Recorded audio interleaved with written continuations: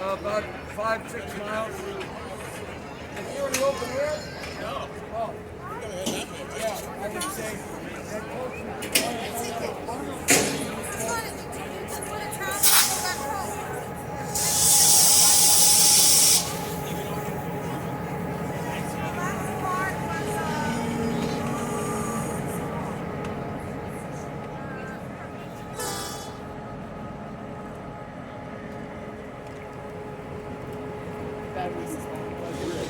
which was dedicated to the late Sergeant Andrew J. Paddock, a Jim Thorpe native who lost his life while saving another soldier during a mission in Iraq. Opened to the public in 2016 after replacing the former Route 903 bridge, the current bridge is nearly 1,000 feet long, sits approximately 100 feet above the Lehigh River, and leads visitors to Jim Thorpe's Memorial on the other end of town, and beyond that into the Poconos. On your left, you will see the Jim Thorpe rail yard and our turntable, which is used during our popular steam excursions, such as the one today, to turn the steam locomotive to face the opposite direction.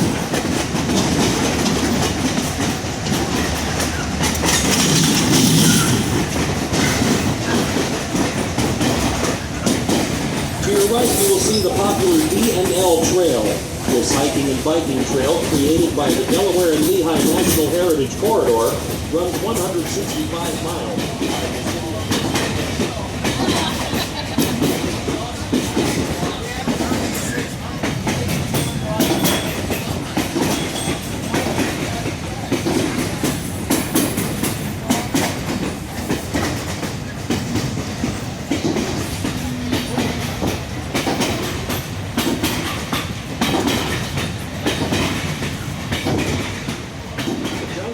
Traveling through right now is Nesquehoning Junction. If we were to follow the left track, we would travel to the towns of Nesquehoning, Tamaqua, and Reading, crossing over the hometown High Bridge.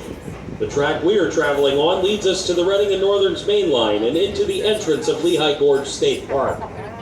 To your left is the abandoned PQ switch tower that was the control site for trains traveling through the junction until April of 1972. Lehigh River. While looking right, you get a brief view of Jim Thorpe.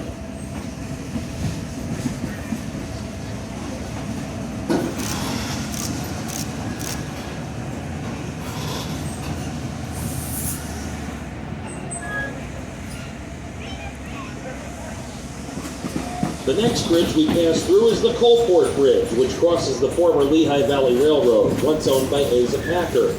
It passes over the Reading and Northern's Lehighton branch, as well as the Norfolk Southern Lehigh line. It is the site of the legend of the beautiful Native American princess Anoko. According to legend, the princess left to her death from the Upper Falls after her father forbid her from marrying her true love. To this day,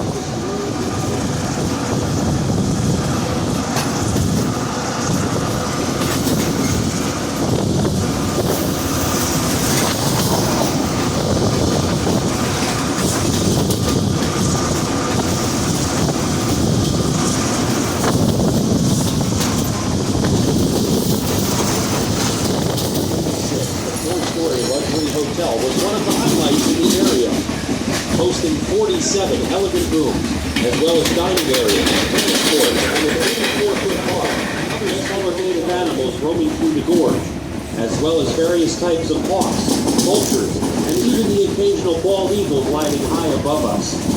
The lush forest, sheltered in the valley of the mountains, is the perfect habitat for Pennsylvania's wildlife, both big and small. To your right, along the next several miles, you may get a glimpse of portions of what was the Lehigh Canal, and may see rafters gliding down the Lehigh River. You may also notice some of our state flower, the mountain laurel, as well as a thriving variety of oaks, maples, poplars, and birch trees.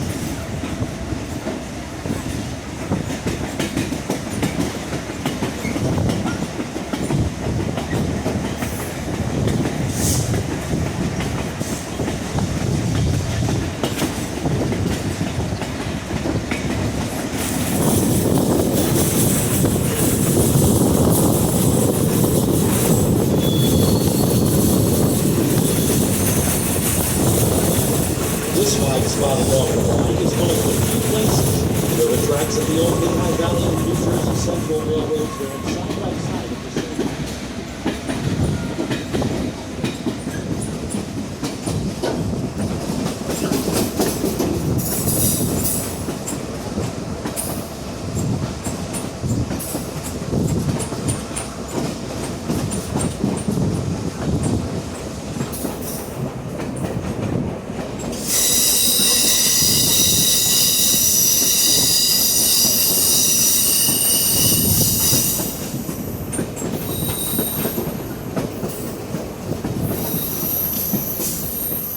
Besides rafting and kayaking, the river is also a popular fishing location with a variety of species, including trout, smallmouth bass, largemouth bass, carp, and catfish. In 1818, the Pennsylvania General Assembly gave away the rights to the Lehigh River. It was owned by the Lehigh Coal and Navigation Company and used for transporting coal through the region. This was the only example in United States history where the state did not own water rights to a river. In 1965, a bill was passed rescinding Lehigh Coal and Navigation ownership.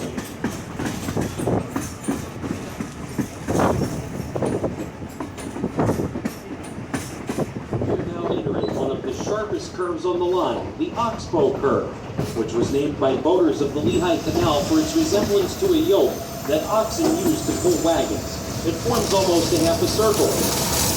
About halfway through the curve, we pass underneath what looks like a footbridge. It is actually an old oil pipeline suspended above the track in Lehigh River, running approximately 450 feet. It was one of the original oil pipelines in the country and ran between Oil City, Pennsylvania and Linden, New Jersey, but today it carries fiber optic cable. On the far side of the trail, in the trees near the river, you may be able to see some of the remains of a former canal lock. This portion of the Lehigh Canal was named the Upper Grand Section and totaled 20 dams and 29 locks. It was destroyed by a flood in the 1860s and was replaced by railroads.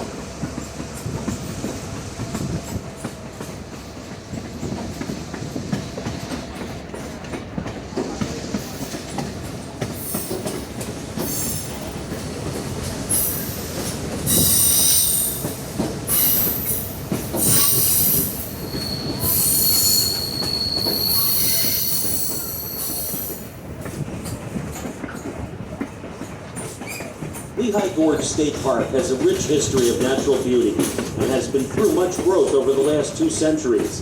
The 6,107-acre park stretches from the Francis E. Walter Dam in Luzerne County to Jim Thorpe and is characterized by the state as a deep, steep-walled gorge carved by a river, thick vegetation, rock outcroppings, and waterfalls. 20 miles of the D&L Trail traverse the gentle, sloping pathway into Jim Thorpe. Besides hiking, biking, rafting, and fishing, Lehigh Gorge also offers outdoorsmen a number of hunting.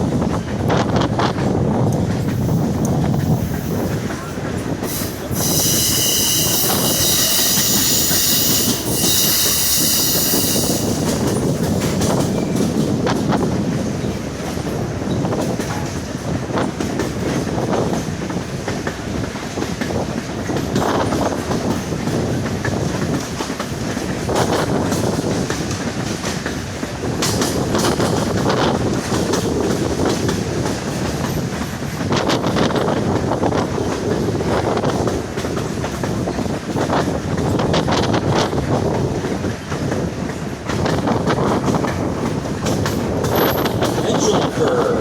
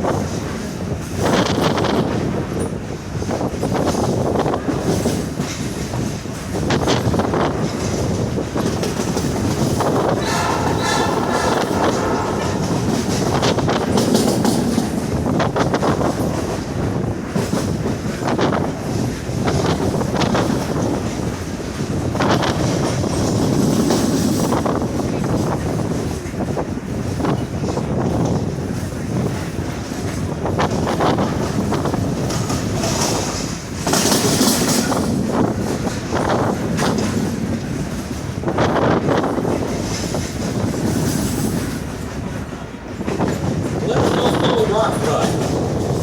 The rock clips in the left.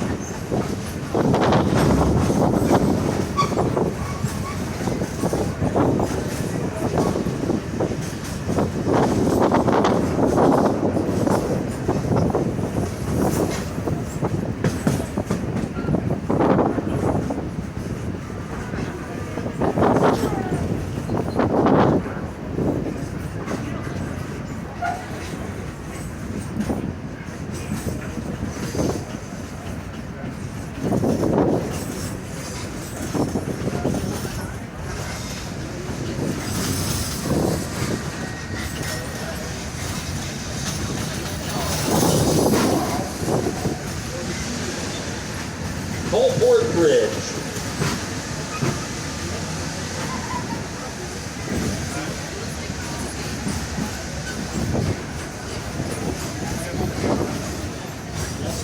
Bridge.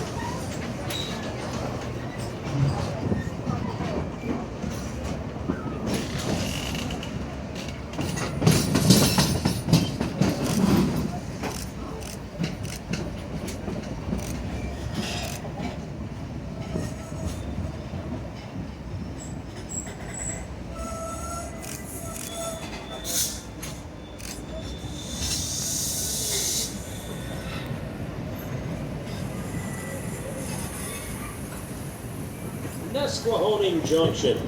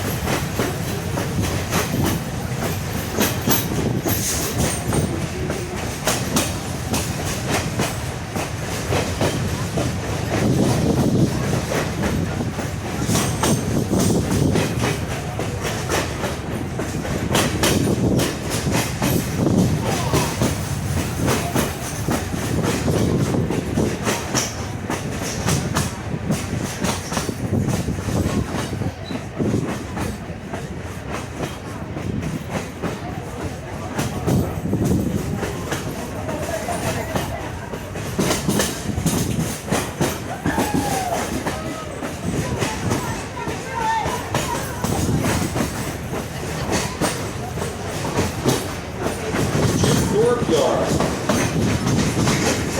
As we begin downtown Thorpe on our return trip, make sure to look to the right of the county courthouse, and you will see two mansions sitting on the hill. Those mansions, built by philanthropist and Lehigh Valley Railroad founder Asa Packer, were the family homes until the death of daughter Mary Packer Cummings in 1912. The Asa Packer Mansion on the left is a preserved history from the 1800s and is available for tours, while the Harry Packer Mansion on the right is operated as a bed and breakfast. Folks, on behalf of the staff and management of the railroad, we would like to thank you for riding with us today. After we come to a complete stop in the station, please exit the train only where there's an open door and step box with the uniformed car host present. We ask that you take your time getting off the train, and remember to hold on to the yellow handrails and watch your step. For more information about our trains and about future schedules, please visit our website at www.